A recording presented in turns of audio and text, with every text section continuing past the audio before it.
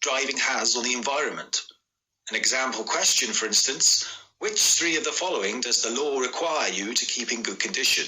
A. Gears, B. Transmission, C. Headlights, D. Windscreen, E. Seatbelts. And the correct answers: C. Headlights, D. Windscreen, and E. Seatbelts. Topics include fault detection, being able to detect vehicle problems, real or potential, and the consequences of them. Vehicle defects, understanding how and why a vehicle that isn't roadworthy can endanger life.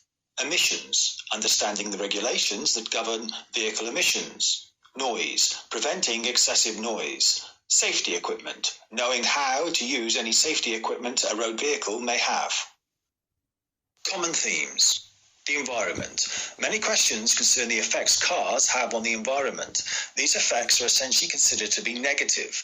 In relation to the theory test, cars pollute. Consuming fuel is bad. Using less fuel is good.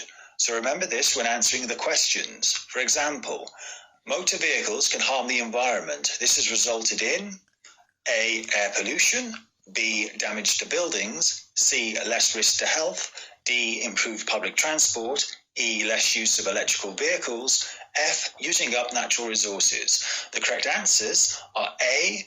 Air pollution, B. Damage to buildings, F. Using up natural resources. Environmental awareness. Driving at 70 miles an hour uses 30% more fuel than driving at 50 miles an hour. Catalytic converters are part of the exhaust system. They reduce toxic exhaust emissions. Road transport accounts for 20% of all emissions. Red routes in cities exist to help the traffic flow. A roof rack fitted to your car will increase fuel consumption. Eco-safe driving leads to improved road safety and helps the environment by reducing exhaust emissions. Missing out some gear changes can help save fuel by reducing the amount of time you're accelerating. Light rapid transit (LRT) systems are environmentally friendly because they are powered by electricity, so they don't emit toxic fumes. Increased fuel consumption. Using more fuel is bad for the environment as it causes increased pollution. Increased fuel consumption is caused by underinflated tires, harsh braking, harsh rapid acceleration, using a roof rack, over-revving in low gear, carrying unnecessary weight. To improve your fuel consumption, plan your journey, use gently steady acceleration, get your car serviced regularly, reduce your speed, watch traffic and plan ahead, cycle, walk and use public transport, avoid very short car journeys, miss out some gears when conditions allow. Avoiding congestion. Avoiding congestion makes driving less stressful and can help save fuel. Always try to plan your route before starting out. Avoid driving at times when roads will be busy, as you are less likely to be delayed. Allow plenty of time for your journey. Plan your route by looking at a map, using sat-nav equipment, checking for roadworks with a motoring organisation, using a route planner on the internet. Car security. There are several questions that deal with car security. Common sense will help you answer these questions. For example, when leaving your vehicle parked and unattended, you should A. Park near a busy junction, B. Park in a housing estate, C. Remove the key and lock it, D. Leave the left indicator on. Of course, the correct answer is C. Remove the key and lock it. Key facts. When parking, remove any valuables and take them with you. If you have to leave them, then lock them out of sight. Never leave vehicle documents in a car. Etching the car number on the windows may deter car theft, as does adding an immobilizer. Car maintenance. Check tyre pressures when the tyres are cold. Low levels of brake fluid can cause you to crash. Brake fade is caused by overheating brakes and will make your brakes less effective. The legal minimum depth of tread for car tyres over 3/4 of the breadth is 1.6 millimeters.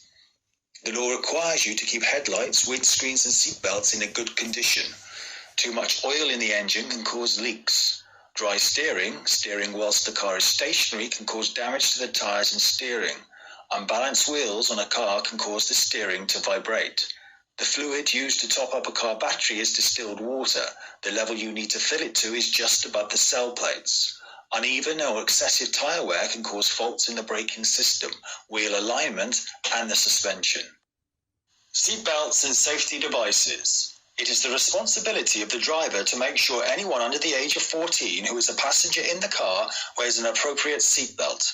The car passengers must wear a seatbelt or restraint if one is available, unless they are exempt for medical reasons. A child under 1.35 meters tall who is a passenger in the back of your car must wear a suitable child restraint. If such a restraint isn't available, then they must use an adult seatbelt. Make sure any front passenger airbag is deactivated when carrying a child in the front passenger seat using a rear-facing baby seat. In a collision, a properly adjusted head restraint will help reduce the risk of neck injury. Parking your car.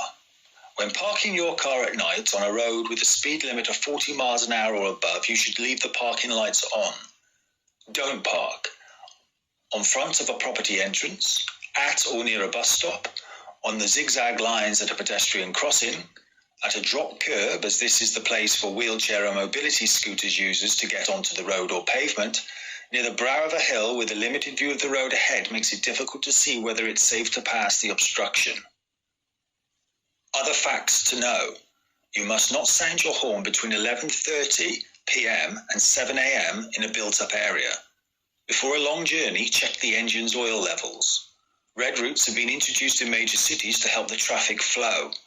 Road humps, chicanes, and narrowings are traffic calming measures. When you encounter them, you should slow down. You should only sound your horn in a built-up area between 7 a.m. and 11:30 p.m. Wear suitable shoes when driving, as this will help you maintain control of the pedals. When parking on the road at night, park in the direction of the traffic. Use your parking lights if the speed limit is over 30 miles an hour. Planning your journey before you start out will result in you having a more pleasant and easy